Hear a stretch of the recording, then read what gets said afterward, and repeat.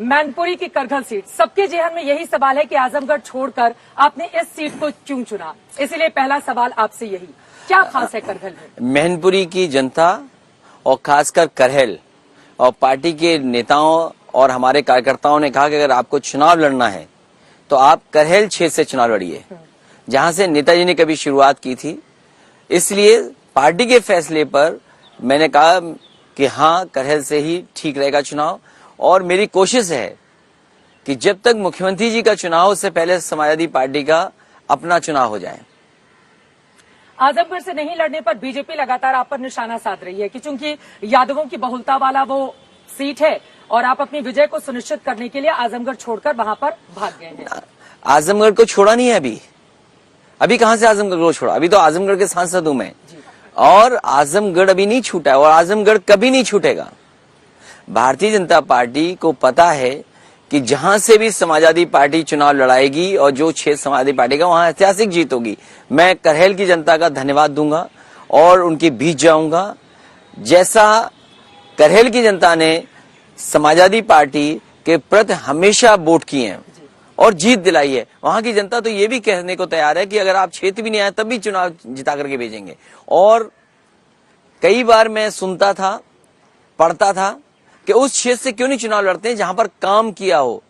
मुझे खुशी है इस बात की कि करहल क्षेत्र से एक्सप्रेसवे निकलता है, और वो क्षेत्र वो है जब आप करहल का कट देखते हैं तो लगता ही नहीं कि करहल का कट है। और वहां पे एक ऐतिहासिक मंडी बन रही थी, जो फल सब्जी अनाज किसानों को मदद मिलती, तो काम रोका गया। आज जब उत्तर प्रदेश का चुनाव है, सवाल ये कि जनता को क्या मिलेगा। समाजवादी पार्टी ने तय किया है कि 300 यूनिट फ्री बिजली मिलेगी, किसानों के लिए सिंचाई मुफ्त होगी, साथ ही साथ पुरानी पेंशन की बहाली होगी और लैपटॉप मिलेगा।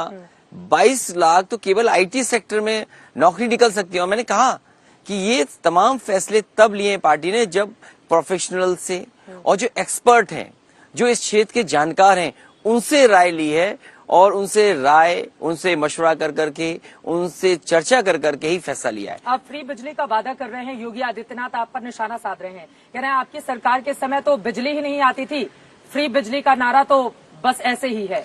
और सत्य समाजवादी पार्टी ये एक दूसरे के पूरक बिल्कुल नहीं है, ये दूसरे के धुर विरोधी हैं। मुख्यमंत्री जी पिछले 4.5 साल में बिजली के कारखाने का नाम नहीं रट पाए, और अगर नाम रटा होता उन्होंने तो शायद बिजली के कारखाने का नाम वो बताते।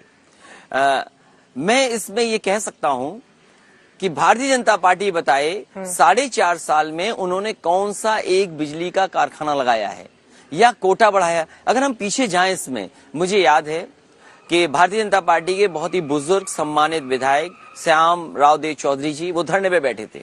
लालजी टंडन जी और श्याम राव देव चौधरी जी मुझसे मिलने आए थे। मैंने उससे कहा कि धरने पे क्यों बैठे हैं आप? वो कह रहे थे मुझसे उस समय कि सरकार आपकी है, प्रधानमंत्री जी यहाँ से जीते हैं, यहाँ पर बिजली 24 घंटे होनी चाहिए। मैंने उन्हें भूख हड़ताल से हटाया, धरने से हटाया, और उसी दिन समाजवादी सरकार में फैसला लिया कि बनारस की जनता को 24 घंटे बिजली मिलेगी। मैंने उनसे एक बात कही कि अगर आप प्रधानमंत्री जी के क्षेत्र में बिजली 24 घंटे दिलवा रहे हैं तो आप बिजली का कोटा क्यों नहीं उत्तर प्रदेश का बढ़ाते हैं?